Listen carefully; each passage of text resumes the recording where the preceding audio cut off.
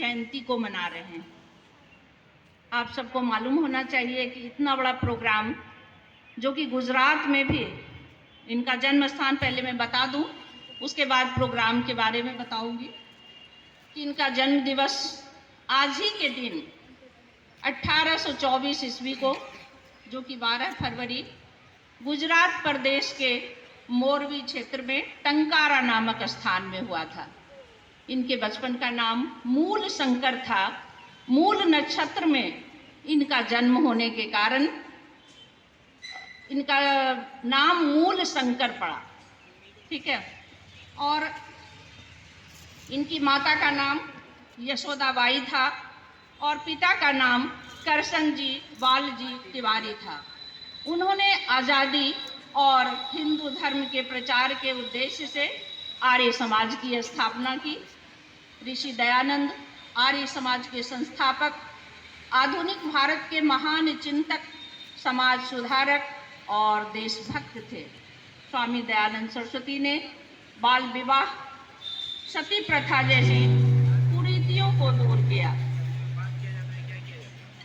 इन्होंने दलितोद्धार, स्त्रियों की शिक्षा, बाल विवाह निषेध, सती प्रथा और विधवा विवाह को लेकर समाज में एक बहुत बड़ी सी क्रांति लाकर रख दी। लोगों को वैदिक धर्म से जोड़ने के लिए स्वामी दयानंद जी ने सत्यार्थ प्रकाश की भी रचना की कि सत्य क्या है, इसकी जानकारी हमें होनी चाहिए, क्योंकि हम सब असत्य के मार्ग पर भटक कर कुछ अन्य कार्य में संलग्न हो जाते हैं, जो कि इन्होंने अपने सत्यार्थ प्रकाश, आप सब बच्चे अगर पढ़ना चाहें सत्यार्थ प्रकाश, तो ये पुस्तक जो है वो लाइब्रेरी में भी उपलब्ध है। आप चाहें तो बिल्कुल वहाँ से लेकर और इसकी जानकारी हासिल कर सकते हैं। इसी ग्रंथ में उन्होंने नारा दिया था, वेदों की ओर लौटो। हालांकि दुर्भाग्यवश इनकी मृत्यु एक रियासत के शासक के जोरदार सार्वजनिक आलोचना के बाद उन्हें जहर पिलाकर उनकी मृत्यु कर दी गई। हालांकि ऐसी मान्यता है कि ये कभी साबित नहीं हो पाया, लेकिन फिर भी ये बड़े दुख की बात है कि ऐसे समाज सुधारक जो कि बहुत लंबे समय तक अपनी ज़िंदगी को नहीं बिता सके और हम सबका मार्गदर्शन उतने कम समय में ही उन्होंने जितना करके रख दिया, वो सचमुच सराहनीय है। कहा गया है, जननी जन्मभूमिश्च स्वर्गादपि गरीयसी।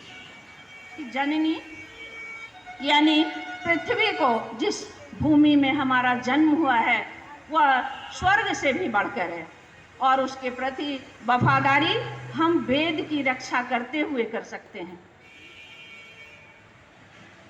और जो मैं बताना चाह रही थी कि आज जो भव्य प्रोग्राम गुजरात के मोरबी क्षेत्र में रखा गया है, वहाँ पर भारत की महामहिम राष्ट्रपति द्रौपदी मुर्मू, गुजरात के राज्यपाल आचार्य देवव्रत और वहाँ के मुख्यमंत्री भूपेंद्र पटेल जी भी वहाँ पर विशिष्ट अतिथि के रूप में पहुँचे हुए हैं। वहाँ हमें भी जाने का मौका मिला था।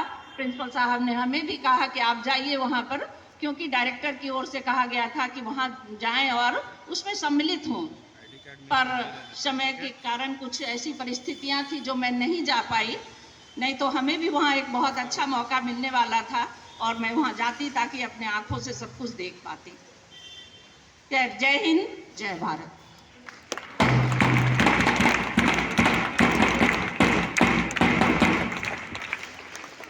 Thank you ma'am.